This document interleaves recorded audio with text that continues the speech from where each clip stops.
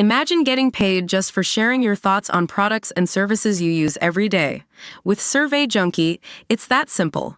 Click on the link in the video description to discover how you can start earning today by taking surveys. Welcome to the Ultimate Survivor Showdown on my YouTube channel. Tune in as we dissect the most recent episode, analyze strategic moves, and relive the emotional highs and lows of the final several contestants. Get ready for all the drama, competition, and excitement that Survivor has to offer right here on our channel. Subscribe now for your weekly dose of Survivor recaps and more. Nobody likes being left out, whether that's from a coveted Applebee's bourbon burger or a coordinated blindside. This week, Kenzie is dealing with the latter betrayal after being one of the few left out of the successful plan to vote out Tiff. In a sense, she too was blindsided, but in an even more real sense, not really since she's still there. Nonetheless, her first time being left in the dark shakes her up and makes her question how firm of a grip she has on the game playing around her. If it's any consolation, Charlie assures her he had nothing to do with excluding her. A phenomenal display of playing both sides, Charlie. But let's look forward, because now that Tiff suffered a fate worse than death leaving the game with a perfectly good idol in your pocket, that idol has been released back into the wild. So much like Simon, Paula, and Randy, the players all begin their hunt for an idol except Liz, who's sleeping soundly in her rainbow glasses, likely dreaming beautiful dreams of eating good in the neighborhood. When Venus ultimately finds it, she wisely plays it cool, pretending to continue her search. She's determined not to let anybody know she has the idol, for now at least. Meanwhile, Charlie catches up with Maria on her big move in a way that feels like a post-game interview with a Super Bowl MVP. I'm half expecting her to say she's going to go to Disneyland. But despite reveling in her success, she's not unaware that it'll surely come with consequences.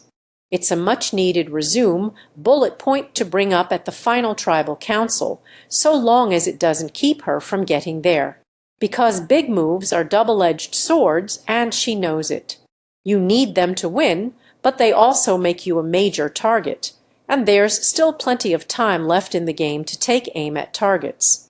Sure, she's acknowledging the repercussions of this move, but what is she doing about it? She should figure out something soon, because the other players are quickly organizing.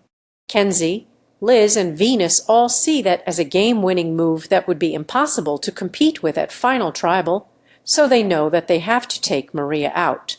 Much like the nuns in The Sound of Music, they wonder how to solve a problem like Maria.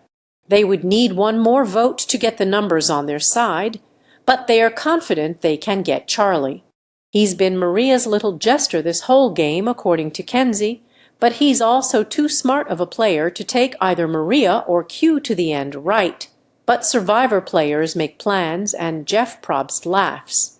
As we know, the immunity challenge can throw a wrench in even the most airtight strategies, so this week's is key. And just as importantly, they are also playing for reward. Pizza delivery, Jeff proclaims. Somehow I live outside of Domino's delivery radius, but somehow they are able to order out to this island.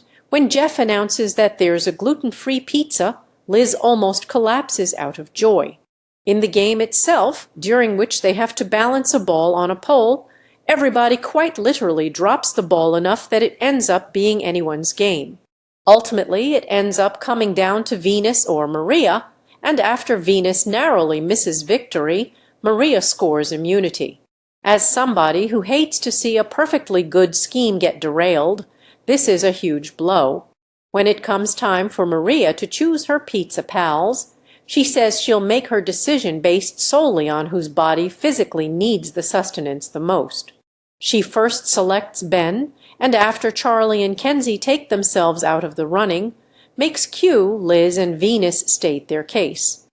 I mean, I still haven't pooped in 3 weeks, so I'd like something to get moving, Liz says, an argument that you simply can't compete with. And yet, despite Liz's constipation and Maria's previous promise to make her decision based on who needs food the most, she can't decide. Instead, in an act of sick cruelty, She makes them play rock, paper, scissors for the reward.